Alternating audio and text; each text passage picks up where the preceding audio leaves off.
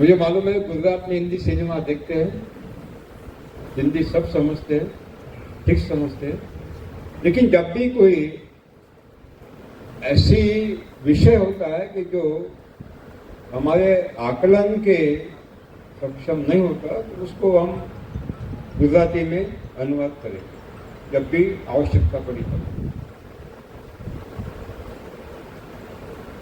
साथियों, जब किसी बच्चे का जन्म होता है, जब किसी बच्चे का जन्म होता है, जब किसी बच्चे का जन्म होता है, उस समय ये धरती पर वो बंद मुट्ठी लेकर आता है। लेकिन जब मृत्यु होती है तो मुट्ठी खुली होती है। सही है? क्यों? क्या कारण है? कार्य कारण के बिना कार्य घटित नहीं होता। हर घटनाक्रम के पीछे कारण होता है और कार्य कारक होता है। अगर भगवान ने हमें यहां बंद मुट्ठी लेकर भेजा है, इसका अर्थ है कि इस मुट्ठी में कुछ तो भी दिया है। जब आप पकड़ लेते हो तो बंद मुट्ठी होती है, क्योंकि अंदर कुछ तो भी अगर नहीं होता तो बंद नहीं होती, खुली होती है। इसका अर्थ है ईश्वर ने जब हमें यहां भेजा पृथ्वी पर तो बंद मुट्ठी में कुछ तो भी दिया। क्या दिया? 22 मंजिला मकान नहीं, मर्सिडीज बेंज का सुपर क्लास नौकरी, स्विस बैंक में अकाउंट, ये भौतिक बातें हैं। ईश्वर नहीं देता, खींच कर लेनी पड़ती है तब मिलती। तो क्या दिया भगवान? भगवान ने हमारे बंद मुट्ठी में 3 दायित्व दिए। The God has given 3 commitments in our own hand. कौन से 3 दायित्व दिए? पहला दायित्व दिया कि मैं तुम्हें अभी पृथ्वी पर भेज रहा हूं, इसके लिए नहीं कि आप आपकी आयु बर्बाद करो। मैं इसलिए भेज रहा हूं कि आपकी सेवा उन लोगों के लिए देना है जो पीड़ित है, कष्टी है, शोषित है, जिनका कोई नहीं है। उनके लिए आपको सेवा देना है, कार्य करना। दूसरा दायित्व दिया कि मानव निर्मिति के पहले, भगवान बोलता है मानव निर्मिति के पहले कितनी सुंदर सृष्टि मैंने निर्माण की, प्रकृति निर्माण की। लेकिन मानव अपने अतिरिक्त भोगवादी जीवन शैली से प्रकृति का विनाश कर रहा है। जाओ, इस विनाश को रोको और दोबारा प्रकृति को सुंदर बनाओ, समृद्ध बनाओ। इसलिए भेजे। और तीसरा दायित्व दिया कि मानव में और प्राणियों में, मानव और प्रकृति में संघर्ष चल रहा है। संघर्ष मानव को ही विनाश की तरफ ले जा रहा है। जाओ, इस संघर्ष को रोको, संघर्ष। ईश्वर ने हमें यहां इसलिए भेजा कि हम उन लोगों की सेवा करें जो दुखी है, पीड़ित है, कष्टी है, शोषित है, जिनका कोई नहीं। इनमें है किसान,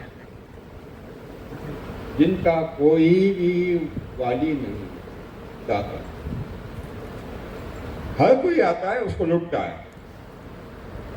हर कोई आता है, उसको लुटता है, चाहे तकनीक के नाम पर, बाजार नियंत्रण व्यवस्था के नाम पर या सामाजिक कार्य के नाम पर भी उसको लूट रहा है। आज तक किसानों के सामने जितनी भी समस्याएं प्रस्तुत हुई है, जिन्होंने ये समस्या खड़ी कर दी है, उनके पास समाधान नहीं है। They are not having the solution. तकनीक के नाम पर नए नए तकनीक किसानों को थोपना, किसानों को खेती के लिए आवश्यक संसाधन खरीदने के लिए बाध्य करना और उनकी जेब काटना का शोषण, यही चल रहा है। हर 5 साल में वचन देने वाले 5 साल में कुछ नहीं करते, भूल जाते। तो कौन करेगा हमारा?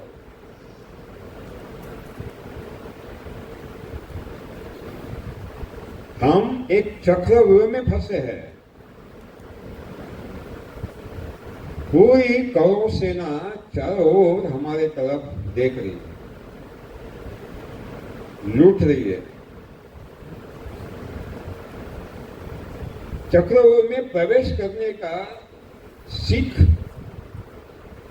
ट्रेनिंग कृषि वैज्ञानिकों ने हमें दे दिया है, सरकारी कृषि अधिकारियों ने हमें दे दिया है, प्रसार माध्यमों में हमने दे दिया है कि चक्रों में कैसे प्रवेश करना है। लेकिन इस लूटे हुए चक्रव्यूह से बाहर निकलने का रास्ता अभी तक किसी कृषि वैज्ञानिक ने नहीं बताया, न सरकार ने बताया, न सामाजिक क्षेत्र में काम करने वालों ने नहीं बताया, तो इतना ही नहीं, आध्यात्मिक क्षेत्र में काम करने वालों ने भी नहीं बताया।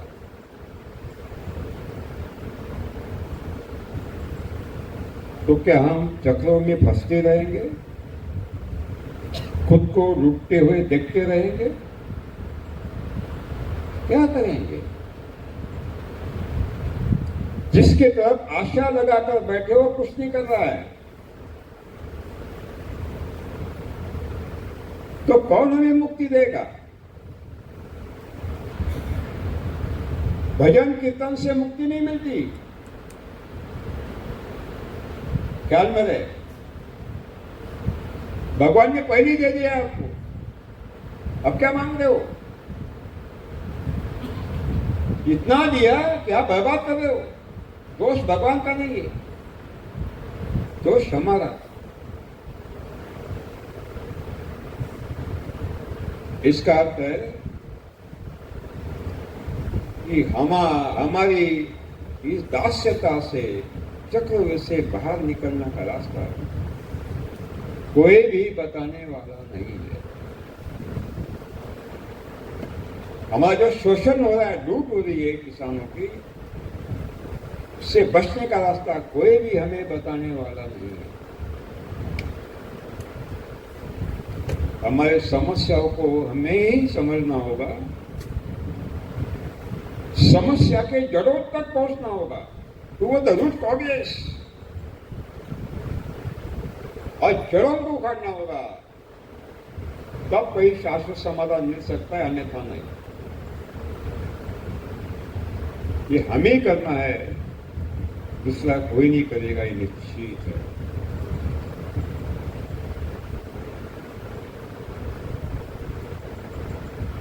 साथियों, बहुत सारे भ्रम है हमारे मन में, और ये भ्रम उन लोगों ने फैलाए हैं जिनको हम विद्वान कहते हैं। समाज में उनकी मान्यता है,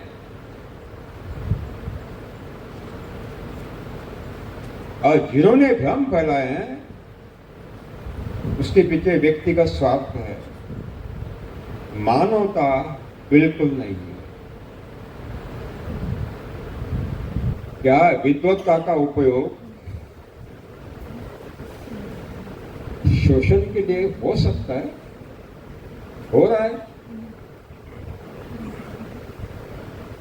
हम देख रहे थे पाकिस्तान से आतंकवादी आ रहे हैं, हमला कर रहे हैं, लोगों को मार रहे हैं। ठीक है, उनके पास शस्त्र है, अस्त्र है, लेकिन पूरी दुनिया में एक नया बौद्धिक आतंकवाद फैला रहा है। बौद्धिक आतंकवाद जो समस्या पैदा कर रहा है, उससे कौन लड़ेगा? दुनिया के अति विद्वान बौद्धिक आतंकवादी बन रहे हैं। इनसे उम्मीद रखना माने हमारे पांव पर कुल्हाड़ी मार। हम किसी से भी कुछ भी आशा नहीं कर सकते।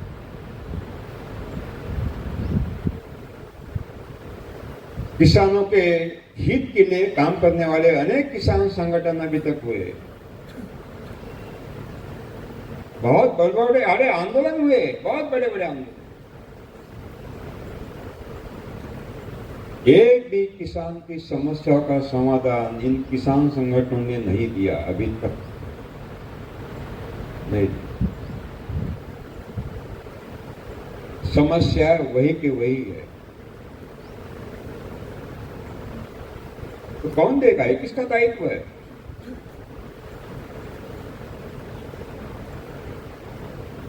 आप उंगली उठाओगे, सरकार का दायित्व है, सत्ता का दायित्व जरूर है, संवैधानिक दायित्व है,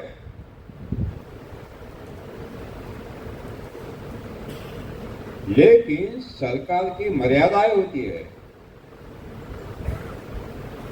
उन मर्यादा को लांघ कर कोई सरकार काम नहीं कर सकती। इतिहास साक्षी है, सत्ता कभी भी व्यवस्था परिवर्तन का साधन नहीं बनी। इतिहास साक्षी।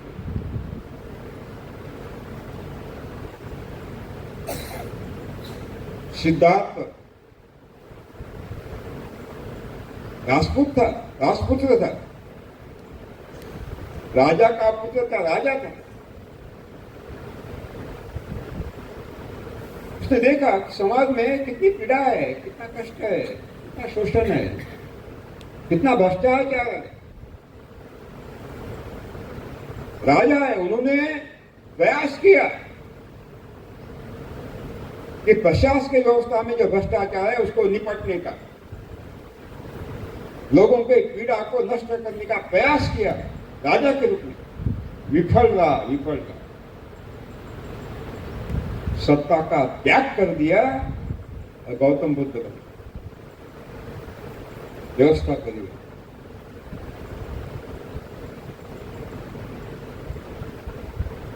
सत्ता की सीमाएं होती हैं, मर्यादाएं होती है, उन मर्यादाओं को हमने समझना होगा।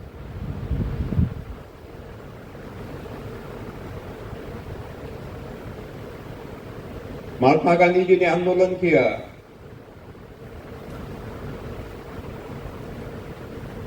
ये गलती की, सत्ता के माध्यम से व्यवस्था परिवर्तन की अपेक्षा। जो मेरे पट शिष्य है, ब्रिटिश जाने के बाद, स्वतंत्र होने के बाद मेरे ही विचारों को आगे बढ़ाएंगे, क्योंकि शिष्यों ने बताया था कि आपका ही विचार हम आगे बढ़ाएंगे।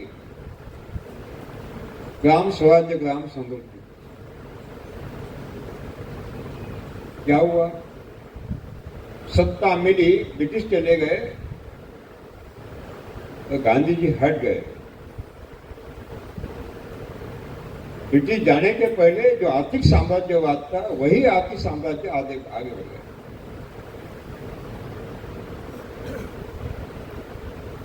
सिद्ध हुआ सत्ता व्यवस्था परिवर्तन का साधन नहीं हो सकती। तीसरा प्रयास जयप्रकाश नारायण जी ने किया, बहुत बड़ा आंदोलन हुआ व्यवस्था परिवर्तन का।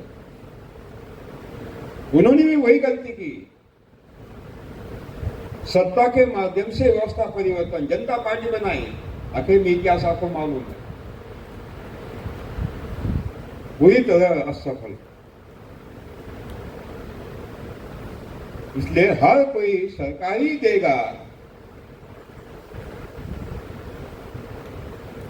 सरकारी मदद के बिना हम कुछ नहीं कर सकते, ये भाव निकाल दीजिए। सरकार के जो भी पास संसाधन है वो तो देगी, सवाल नहीं, लेकिन लाभार्थी तक कितना पहुंचता है ये समस्या है।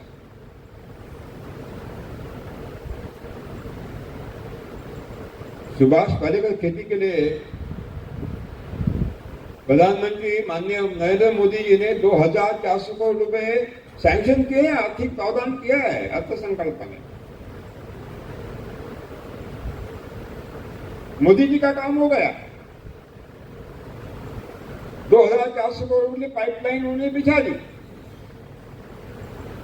कि किसानों तक ये जाना चाहिए, लेकिन पाइपलाइन को छेद करके अपने जेब में कितना आएगा ये ढूंढने वाले दलाल तो वो बैठे ना, उनको कैसे हटाओगे?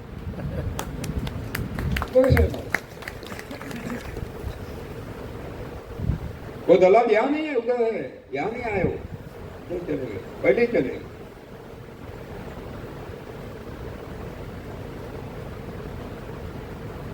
मोदी जी ने अपना काम कर दिया। अन्य मोदी जी जहां भी भाषण करके पहला वो बताते हैं कि हमें पूरे देश में नाम लेते हैं, सुभाष पालेकर जी कहीं प्राकृतिक चिकित्सक आगे बढ़े, उनका काम हो गया। अब ये प्रशासन की व्यवस्था की यही जिम्मेदारी है कि 2400 करोड़ में से 2400 करोड़ लाभार्थी तक, किसानों तक पहुंचे। लेकिन हरेश भाई ये नहीं हो सकता। राजीव गांधी प्रधानमंत्री थे, खुलेआम बोला उन्होंने कि 100 रुपए अगर दिल्ली से निकलते हैं तो 15 रुपए केवल लाभार्थी तक पहुंचते, 85 रुपए बीच में गायब हो जाते हैं। ये कहां हो जाते हैं आपको मालूम है?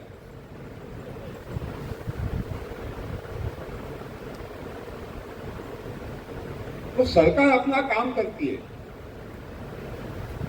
उन्होंने अपना काम निभाया, दायित्व निभाया। ये बीच की व्यवस्था है, जब उस बीच की व्यवस्था से आप अपेक्षा करते हो कुछ नहीं मिलता। इसलिए हमारे बलबूते पर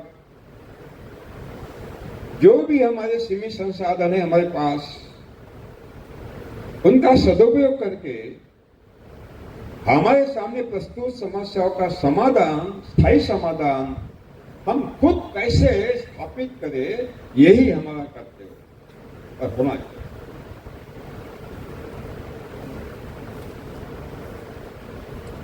लेकिन कब होगा? जब हमारे मन में भ्रम नहीं हो गए।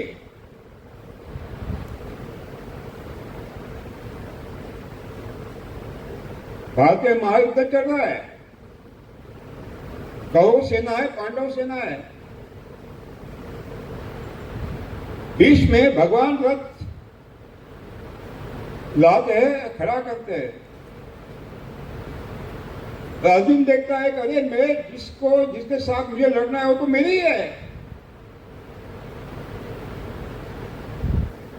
ये भीष्म पितामह मेरे है, इन्होंने मुझे प्यार दिया,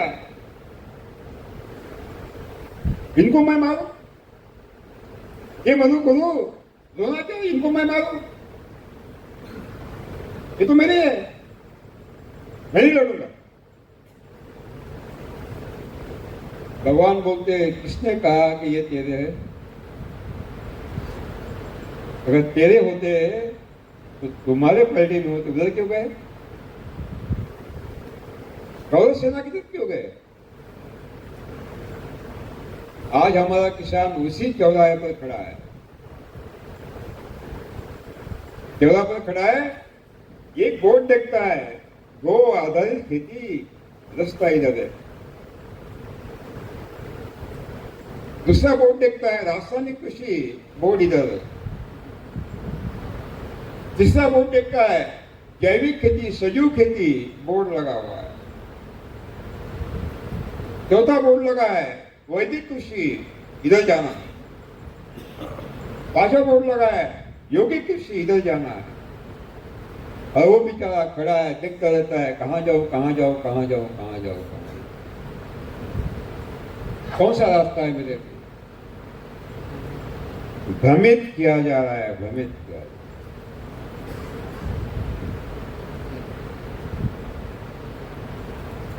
भारत सरकार ने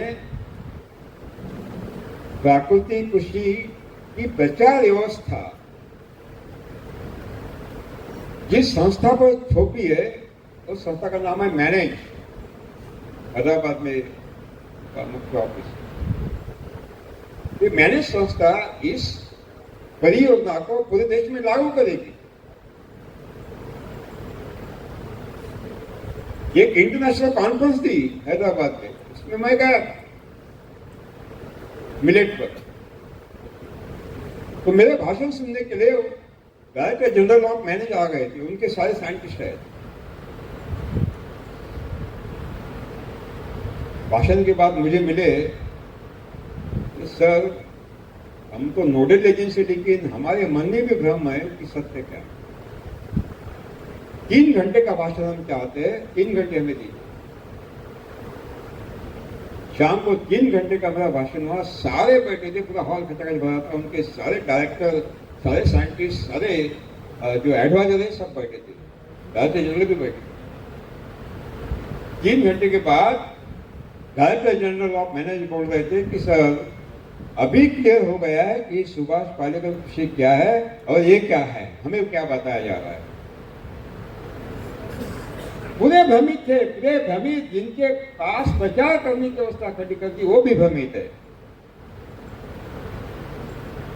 आज सुबह मुझे रूम में कुछ मिलने के लिए आए थे, वो भी भ्रमित है। प्राकृतिक को जैविक, जैविक को प्राकृतिक कह रहे हैं, सारे भ्रमित है, कंफ्यूज कंफ्यूज।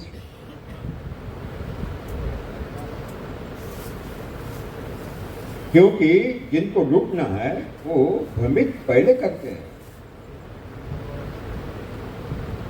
एक व्यवस्था है, वो नियोजित, सुनियोजित, सुनियंत्रित व्यवस्था।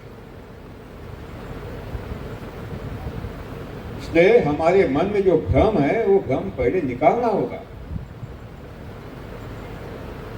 तब कहीं हम आगे बढ़ सकते हैं। नहीं तो है ये बोर्ड लगा है, वो बोर्ड लगा है, वो बोर्ड लगा है, सड़क चौड़ा है, कौन से रास्ते पे जाना है मालूम नहीं, खड़ा है वही के वही खड़ा है, आगे कैसे बढ़ेगा, आगे कैसे? इसीलिए ये भ्रम निकालना पहले आवश्यक, पहले आवश्यक। मैं आपको सवाल करूंगा, आप ही बोलेंगे तो कितने भ्रम में हैं। जो लोग शाकाहारी है हाथ ऊपर करिए, शाकाहारी, ठीक है।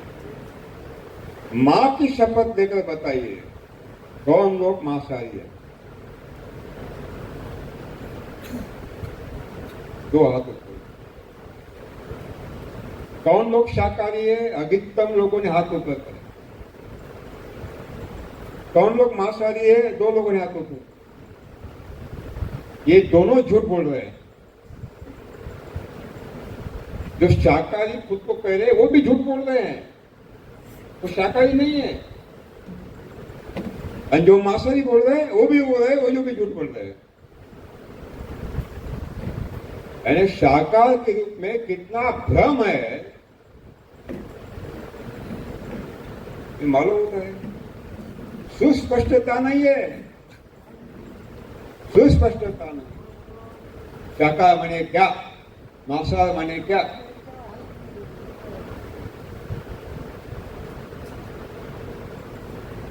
दूसरी बात कि प्राकृतिक कृषि ये कहां से आ गई, जैविक कृषि कहां से आ गई, ये वैदिक कृषि कहां से आ गई, यौगिक कृषि कहां से आ गई, ये रासायनिक कृषि कहां से आ गई, क्यों आ गई?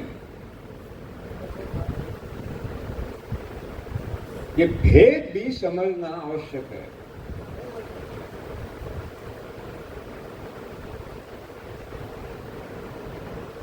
साथियों,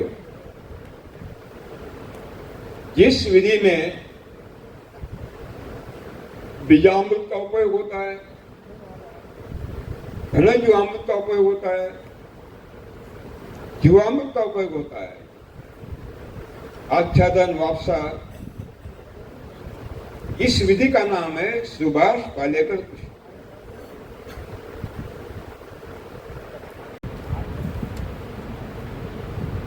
साथियों, उसका नाम है सुभाष पालेकर। पहले नाम था जीरो बजट के, क्योंकि 24 साल मैंने अनुसंधान किया।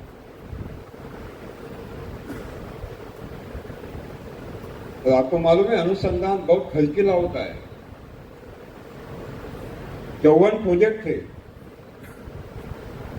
40 मजदूर निरंतर काम करते, और मां ने एक वचन दिया कि चाहे भूखा रहना पड़े, किसी से मांगना नहीं।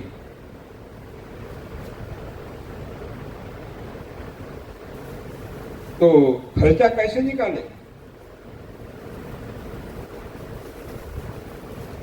कोई स्रोत नहीं था। 10 एकड़ जमीन बेचा और 4 करोड़ रुपए उसकी कीमत। पत्नी ने 200 ग्राम गहने बेच दिए। अनुसंधान, हमने किसी से पैसा नहीं मांगा। अनुसंधान जब पूरा हुआ,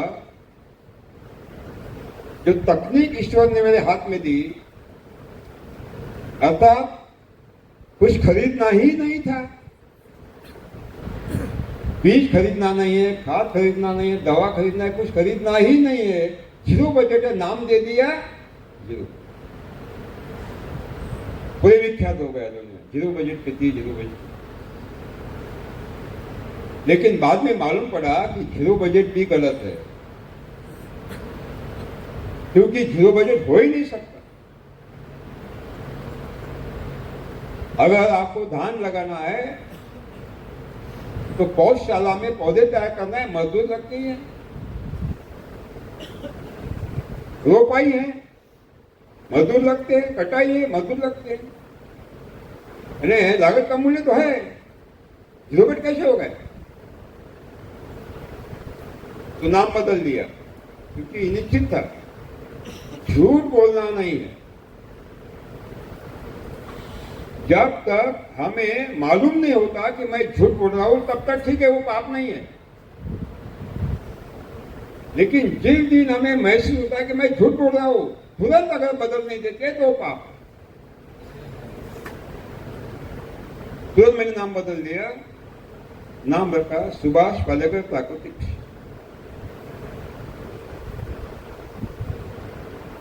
बाद में मालूम पड़ा कि प्राकृतिक नाम की कोई तकनीक है नहीं दुनिया में, हो नहीं सकती। बातें देखेंगे हम।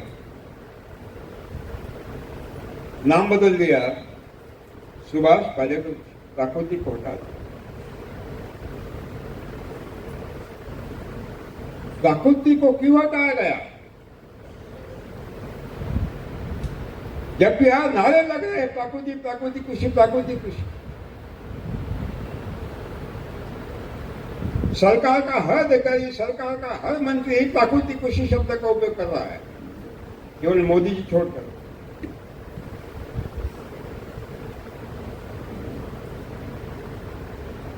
क्या वो वाकई प्राकृतिक है? प्राकृतिक खेती अस्तित्व में है? लेट अस वेरीफाई, तो हम जांचना चाहिए।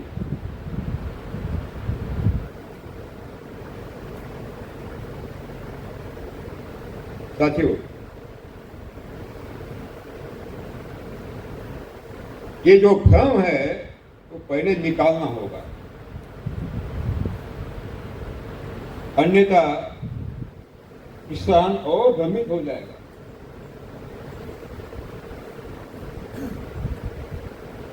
अभी किसी सज्जन ने कहा है कि उनके 1.5 घंटे के भाषण से गुजरात में 9 लाख किसान प्राकृतिक कृषि कर रहे हैं। किसी सज्जन ने कहा है कि उनके 1.5 घंटे के भाषण से गुजरात में 9 लाख किसान प्राकृतिक कृषि कर रहे हैं।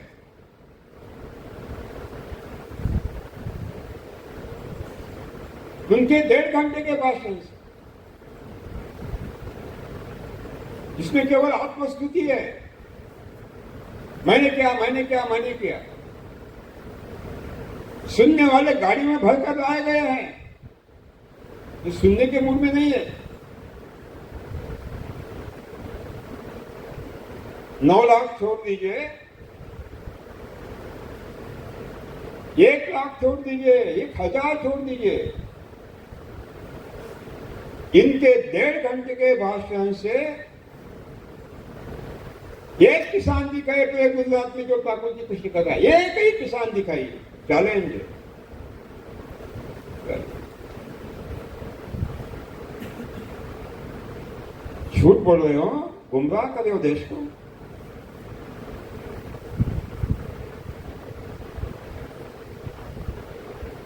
जब मैं बोलता हूं, खुलेआम बोलता हूं कि प्राकृतिक कृषि नाम का कोई भी तकनीक दुनिया में कहीं भी अस्तित्व में नहीं है, ये झूठ है, छला हुआ है, असत्य, छल कपट, तब मेरा दायित्व बनता है कि मैं सप्रमाण सिद्ध करूं। It becomes my commitment to prove scientifically. हम देखते हैं ये मुद्दा बहुत आवश्यक। प्राकृतिक माने क्या? जो प्रकृति में अस्तित्व में है वो प्राकृतिक। सही बात है? जो प्रकृति में अस्तित्व में है वो प्राकृतिक। वैज्ञानिक एग्जिस्टिंग दैट इज नेचुरल। जो प्रकृति में अस्तित्व में नहीं है वो प्राकृतिक नहीं, अप्राकृतिक है। या तो ठीक है, या तो ठीक है। प्रकृति माने घने जंगल, मानव निर्मित नहीं, ईश्वर निर्मित घने जंगल। पहले प्रकृति आई, बाद में मानव आया। अर्थात प्रकृति मानव निर्मित नहीं है, ईश्वर निर्मित है। घने जंगल में जाइए, विशाल का पेट अनगिनत फलों से लदा हुआ,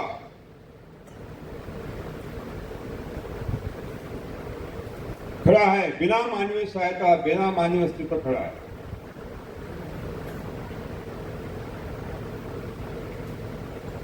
सुभाष पालेकर कृषि हो या रासायनिक कृषि हो या जैविक सजीव खेती हो या वैदिक हो या गौधारित हो, हर कृषि में भूमि की जोताई होती है, खेड़ होता ही होता है। खेड़ होता है ना, बिना खेड़ के कोई खेती होती है क्या? सुभाष पालेकर कृषि में खेड़ है, लेकिन प्रकृति में खेड़ नहीं है। तो सुभाष पालेकर कृषि प्राकृतिक कैसे हो गई?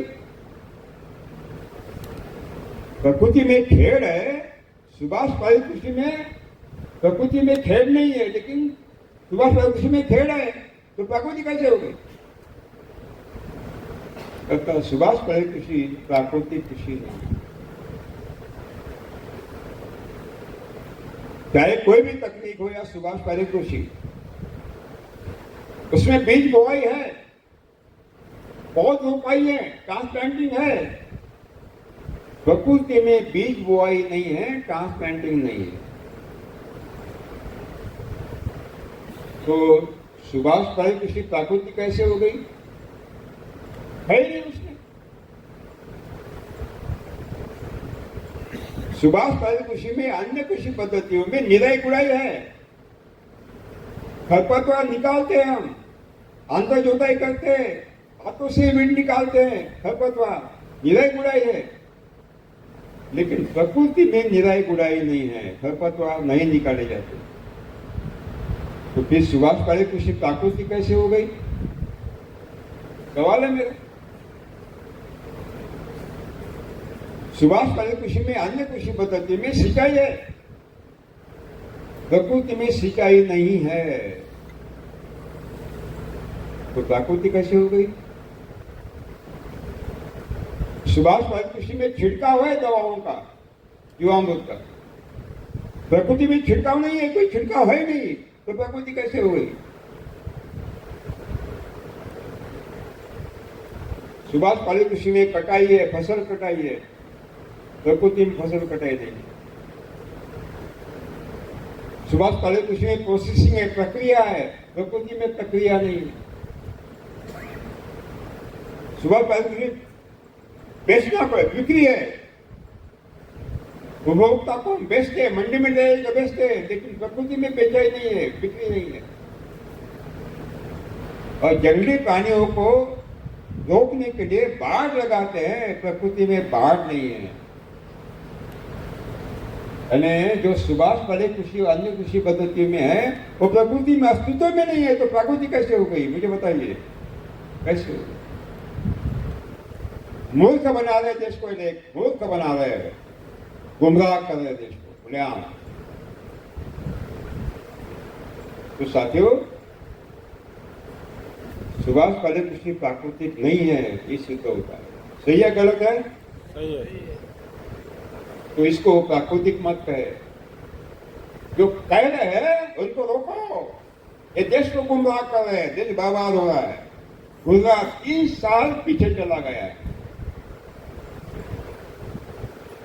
इनको रोकना ही पड़ेगा। सुभाष पालेकर प्राकृतिक कृषि स्वीकार करना। उसका आक्षेप लेते हैं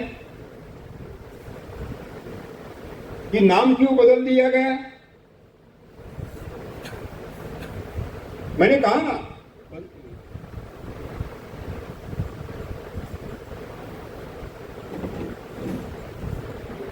चाहे पराली जलाने से निर्माण हो, धान कटाई के बाद जो जलाया जाता है, चाहे गेहूं कटाई के बाद उसके अवशेष जलाने से धुआं निकला हो, खाना पकाते समय धुआं निकला हो, किसी का पेट जलाने से धुआं निकला हो, या गांव में जो उद्योगपति होते हैं, शराब बनाते हैं, उनके शराबबंदी कारखाने से निकला हुआ धुआं हो, चाहे यज्ञ का धुआं हो, वो धुआं ही है। काला काला इस मामले कार्बन ही है, हवा में चला जा रहा है, ग्लोबल वार्मिंग को बढ़ा रहा है। ये निश्चित है। विज्ञान को नकारो मत, विज्ञान को नकारो मत।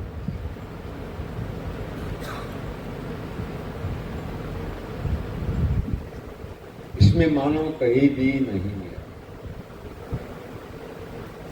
ये ज्वाला है, क्यों जलाया आपने? ज्वाला निकली। ज्वाला मैंने सौर ऊर्जा है और वैश्विक ऊर्जा है, ब्रह्मांड ऊर्जा है, cosmic energy coming from Cosmos, ब्रह्मांड से आई। ये सौर ऊर्जा सूरज ने हमें दी। जलने के बाद ज्वाला के माध्यम से सूरज की तरफ हमारे भारतीय दर्शन में, इंडियन फिलोसॉफी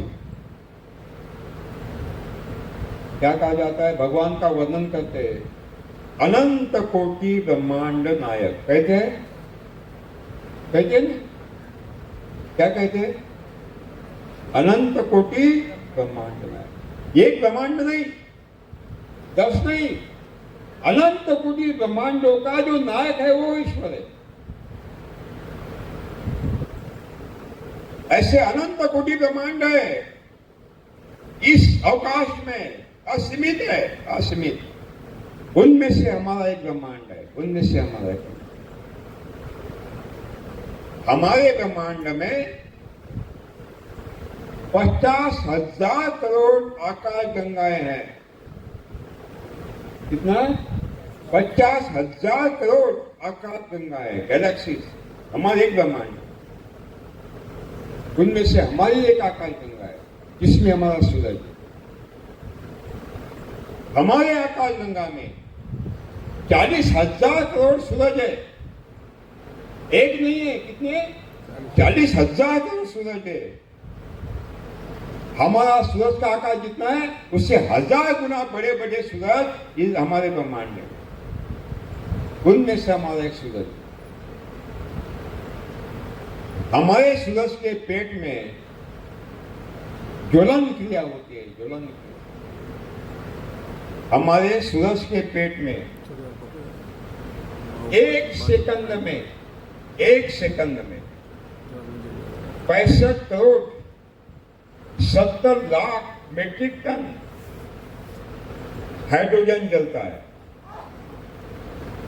हमारे सूरज के पेट में एक सेकंड में 65 crore 70 lakh metric ton hydrogen जलता है। उसमें से 65 करोड़ 25 लाख हाइड्रोजन का रूपांतर हेलियम में होता है, हेलियम। अब बचा 45 लाख मेट्रिक टन हाइड्रोजन का रूपांतर सौर ऊर्जा में होता है। यानी 45 lakh metric ton hydrogen is converted into sunlight, solar energy. और ये सोलर एनर्जी आ रही है, सनलाइट आ रहा है सूरज की रोशनी के माध्यम से, सौर ऊर्जा आ रही है। ये फोटोन कण के रूप में आती है। ईश्वर का विधान है, ईश्वर निर्मित अनंत कोटि ब्रह्मांड में कुछ भी निर्माण नहीं होता और कुछ भी विनाश नहीं होता। निर्मित ही नहीं है, विलय नहीं है। निर्मित ही नहीं है, विलय नहीं, केवल रूपांतरण है। जब इलेक्ट्रॉन्स, विद्युत कण बहाव के रूप में बहने लगते हैं तो ऊर्जा बनती है। लेकिन जब एक ऊर्जा इलेक्ट्रॉन का एक साथ जुड़ते हैं तो पदार्थ बनता है। इलेक्ट्रॉन्स वही है, बहने लगे ऊर्जा बन गई, इकट्ठा हो गए पदार्थ बन गए। Nothing is created, nothing is lost in the environment. कुछ भी निर्माण नहीं होता, कुछ का भी विलय नहीं होता, रूपांतरण क्रिया होती। पदार्थ का रूपांतर ऊर्जा में, ऊर्जा का रूपांतर पदार्थ। तो ये ऊर्जा आ रही है, सौर ऊर्जा। ये सौर ऊर्जा हरे पत्तों ने पकड़ ली प्रकाश संश्लेषण क्रिया के माध्यम से। एक वर्गफीट हरा पत्ता एक दिन में 1250 किलो कैलोरी सौर ऊर्जा उसको गिरती है, मिलती है। लेकिन हरे पत्ते को केवल 1% सौर ऊर्जा संग्रहित करने की क्षमता ईश्वर ने दी है। इसका मतलब है एक वर्गफीट हरा पत्ता एक दिन में प्रकाश संश्लेषण क्रिया के माध्यम से 12.5 किलो कैलोरी सौर ऊर्जा संग्रहित करता है। एक वर्गफीट हरा पत्ता एक दिन।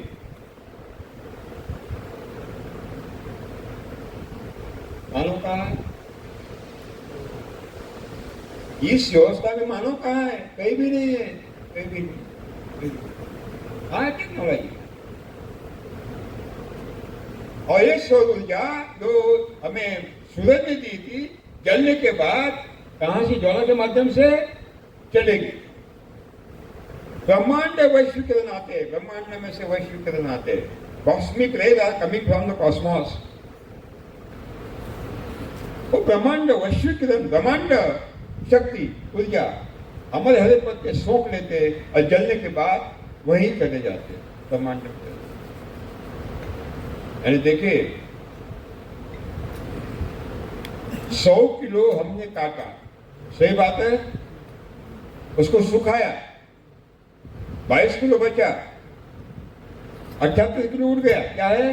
पानी है। हमने नहीं दिया, किसने दिया? उसने। 22 किलो का जलाया, धुआं निकला, कार्बन डाइऑक्साइड हवा से आया था, हवा में चला गया, मानव कहीं नहीं है। ज्वाला सूरज के माध्यम से सूरज ने दी थी, चले गई, ब्रह्मांड ऊर्जा चली गई, हम कहीं भी नहीं है। अंत में पूरी ज्वलन क्रिया समाप्ति के पश्चात केवल 1.5 किलो सफेद राख बची है। कितना? 1.5 किलो। वो है खनिज जो भूमि से लिए थे, खनिज।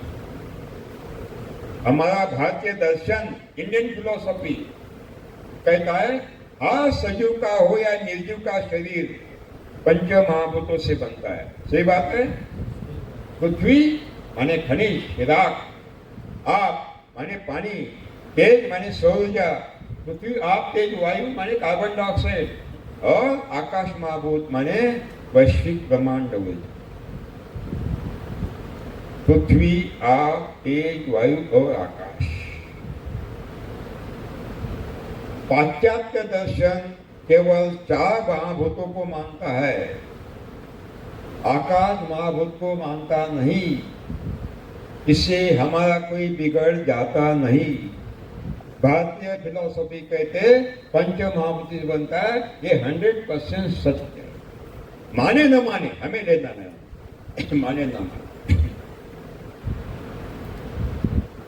1.5 किलो राख बचते जो खनिज है, भूमि से लेते, भूमि को लौटाते। मुझे बताइए कहाँ मानव है? बताइए, है मानव? कहीं भी नहीं है, कहीं। पेड़ पौधों के वृद्धि विकास में मानव की कोई भी भूमिका नहीं है, कोई भी भूमिका नहीं।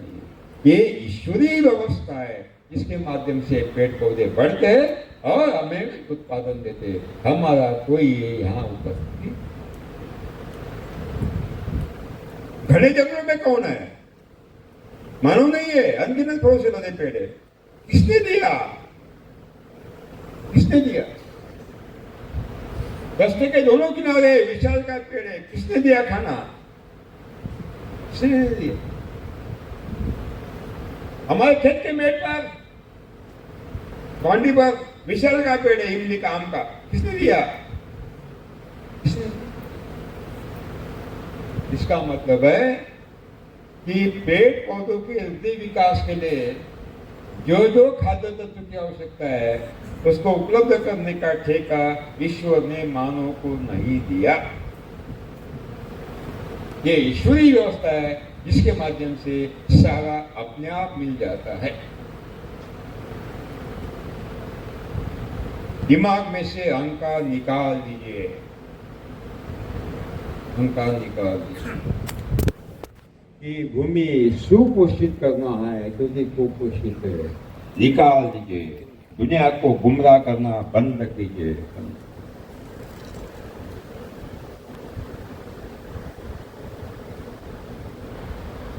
साथियों, अब एक खनिज तत्व कैसे मिले? क्या व्यवस्था है ईश्वर की इसके माध्यम से खनिज तत्व अपने आप मिल जाते?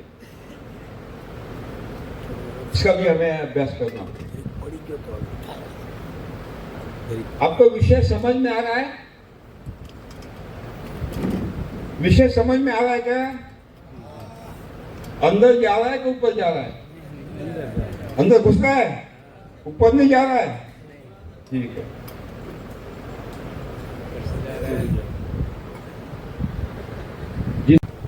कोई खाद डाला ही नहीं जाता। तो ग्लोबल वार्मिंग बढ़ाने का सवाल ही सिद्धांत है। कोई भी खाद किसी भी पेड़ पौधे का भोजन नहीं है, डालने का सवाल ही पैदा नहीं। कैसे? अभी हम थोड़ा लिख लेंगे, बहुत समय हो गया, हाथ नहीं चल रहे हैं, लिख लीजिए।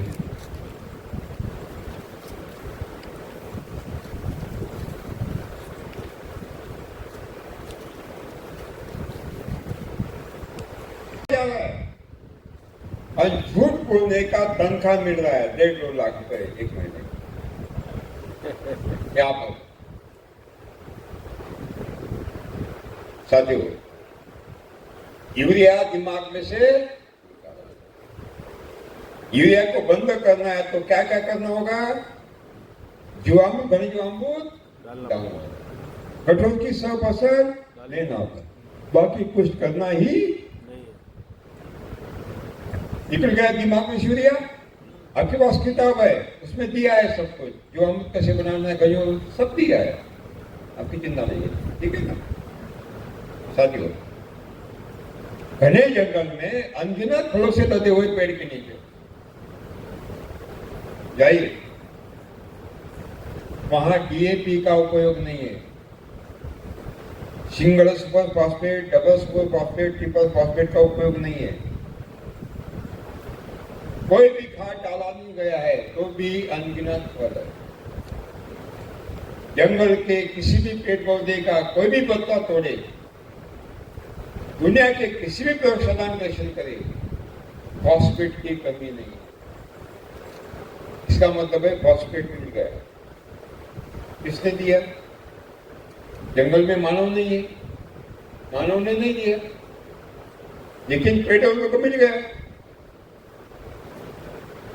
भूमि में जो फॉस्फेट होता है वो 2 कणों के रूप में होता है, 3 कण के रूप में होता है, 1 कण के रूप में नहीं होता। Monovalent ortho calcium phosphate, divalent ortho calcium phosphate and trivalent ortho calcium, ये 3 रूप है। भूमि में होता है डाइवैलेंट, ट्राइवैलेंट, द्विकण, त्रिकण। जड़ों को चाहिए 1 कण, मोनोवैलेंट। भूमि में मोनोवैलेंट नहीं होता, जब 1 कण नहीं होता, भूमि में द्विकण होते हैं, त्रिकण होते। इसका मतलब है भूमि में द्विकण होते, त्रिकण होते, जड़ों को द्विकण नहीं चाहिए, त्रिकण नहीं चाहिए, जड़ों को चाहिए 1 कण, और वो मिल गए, वो मिल गया, मानव ने नहीं दिया। इसका मतलब है जड़ों के पास कोई तो भी है जिसने वो त्रिकण को तोड़ा, द्विकण को तोड़ा, 1 कण अलग किया, जड़ों को, वो है जीवाणु, जिसका नाम है फॉस्फेट सोलुबलाइजिंग बैक्टीरिया, पीएसबी जीवाणु। देशी गाय के हाथ में पैदा होता है, देशी कीटों के हाथ में पैदा होता है। देशी गौ माता का गोबर का साथ जो हम गरीबों बनाया, भूमि में डाला, कि भूमि में जाते हैं, द्विकणों को तोड़ते, त्रिकण को तोड़ते, 1 का जड़ों को उपलब्ध करते, डीएपी डालने की आवश्यकता ही। इतना मूर्ख बनाया गया अभी तक, अभी भी मूर्ख बनाया जा रहा है, अभी भी मूर्ख बनाया। इसका मतलब है डीएपी को तो बंद करना है तो क्या करना होगा? जीवाणु डालना होगा और घने जीवाणु डालना होगा, बाकी कुछ डालने की आवश्यकता नहीं। भूमि में पोटैश बहुत मात्रा में पोटैश है। जंगल के किसी भी पेड़ पौधे का तो पत्ता तोड़े, दुनिया के किसी भी प्रयोगशाला में परीक्षण करे, बैठिए, वहां कोई भी कमी नहीं है, पोटैश की कमी नहीं है। इसका मतलब है जंगल के पेड़ पौधों को पोटैश मिल गया, वहां मानव नहीं है, मानव ने नहीं। भूमि में पोटैश अनेक कण समूह में होता है, सिलिकेट्स कोलाइड्स के रूप में होता है, अनेक कण समूह के रूप में। जड़ों को केवल एक कण के रूप में चाहिए, मोनोवैलेंट चाहिए, एक कण के रूप में, एक कण आयन के रूप में चाहिए। जड़ें अनेक कण को ले नहीं सकती, उनको एक कण चाहिए। जंगल में पोटैश मिल गया है, सॉइल टेस्टिंग में उसकी कमी नहीं है, मिल गया है। मानव ने नहीं दिया क्योंकि मानव जंगल में नहीं है, लेकिन मिल गया। इसका मतलब है जड़ों के पास कोई तो भी जीवाणु है जिसने क्या किया, वो अनेक कण समूह को तोड़ दिया, एक एक कण अलग कर दिया और जड़ों को बदल दिया। कोई एक जीवाणु जिसका नाम है बैसिलस सिलिकस, और बैसिलस सिलिकस के 6 सब स्पीशीज है जो उसमें इन्वॉल्व है। ये बैसिलस सिलिकस क्या करता है, अनेक कण समूह को तोड़ता है, एक एक कण अलग करता है, जड़ों को बदल देता है।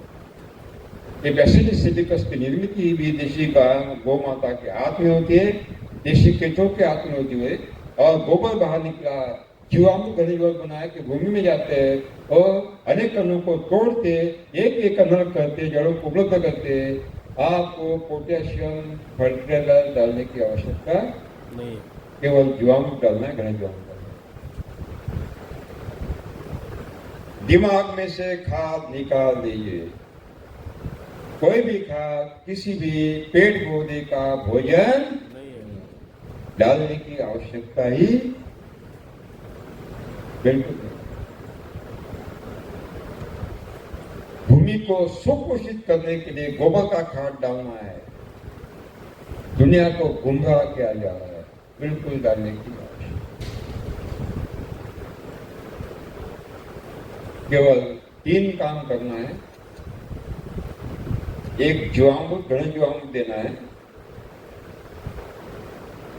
कठोर की सफसल और वापसा निर्माण करना है। आदमी बताएंगे वापसा। 3 अगर आपने किए तो कोई खाद डालने की आवश्यकता ही नहीं। दिमाग में से खाद निकाल। भूमि में खनिज विशाल मात्रा में, ये विशाल मात्रा के खनिज शोषण करने का काम जड़ें करती है।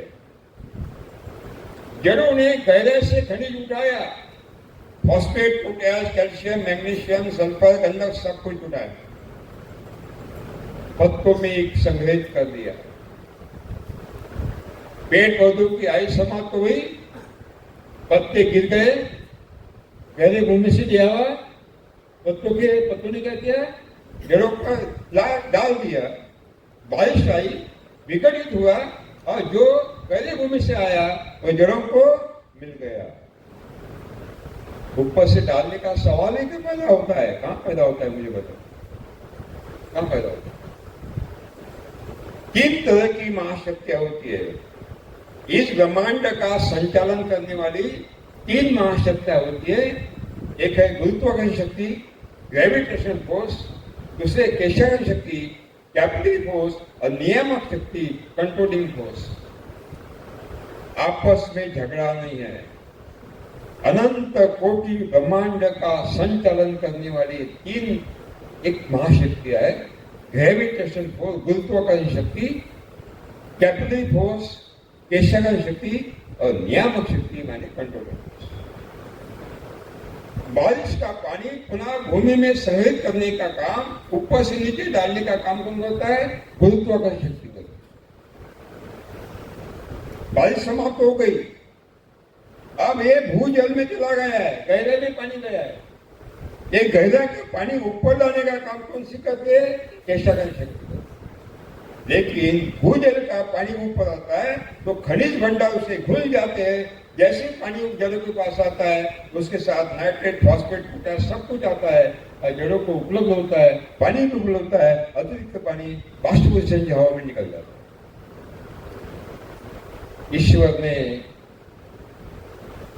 सूक्ष्म खाद्य तत्वों की आपूर्ति करने का टीका मानव को नहीं दिया। पूर्णपणे स्वावलंबी व्यवस्था ईश्वर के, उसके माध्यम से अपने आणि तिसरी अद्भुत व्यवस्था है, अद्भुत व्यवस्था, वो देशी केचुं। ईश्वर ने देशी केचुओं को भूसत से बनाया, देशी गोमाता को भूसत से बनाया। देशी केचुए भूमि को छेद करते हैं, खाते खाते अंदर जाते हैं, जिस छेद में से ऊपर अंदर गए उस छेद में से नहीं आते, दूसरा छेद बनाते ऊपर आते, अपनी विष्ठा डाल देते, दोबारा छेद करते, तीसरे छेद में से ऊपर आते, विष्ठा डाल देते, 24 घंटे अप डाउन, नीचे ऊपर की भूमि को अनंत अवच्छेदों का माया जाल बिछाते हैं, अनंत अवच्छेदों का। और कितनी भी घनी बारिश हो, एक दिन में 18 इंच बारिश हो, तमाम पानी एक बूंद भी बहकर नहीं जाता, तमाम पानी भूमि के अंदर रिसित हो जाता है और भूजल में समित हो जाता है, एक बूंद भी बहकर नहीं जाता। क्यों? देशी केचुओं ने विशाल का माया जाल निर्माण किया ताकि बारिश का अधिकतम पानी रिसित होकर भूजल में संग्रहित हो, भूजल में से नहरों में जाए, नदियों में जाए, नदी बारहमास बहे, यही व्यवस्था ईश्वर ने की है। मेरे बचपन में से मैं देख रहा था, मेरे गांव की नदी कभी सूखती नहीं थी। मई महीने में हम जाते थे, शाम को क्या करते, छलांग लगा दी, इतना पानी होता था। आज नवंबर में नदियां सूख रही है। क्यों सूख रही है? क्योंकि देशी केचुए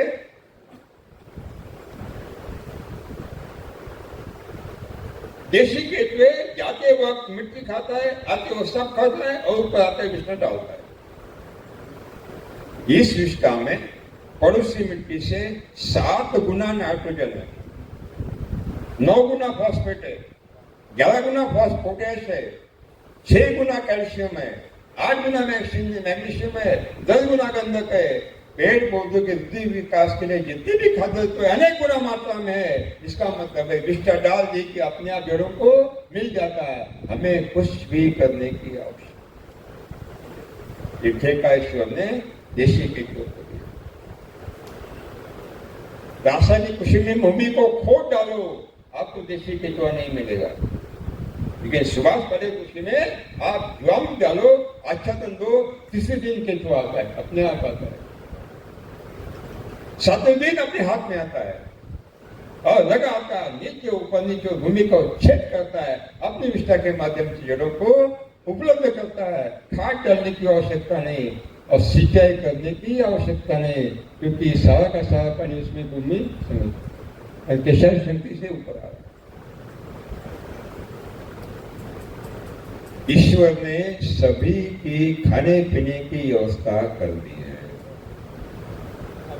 निर्मिति के ईश्वर निर्मिति के पहले भोजन की व्यवस्था करता है, बाद में बेचता है। इसका अर्थ है आपकी भोजन की व्यवस्था भी पहले ही तैयार हुई है। आपको भोजन करना है, 1 घंटे में वापस आना है। धन्यवाद। जय हिंद, जय भारत।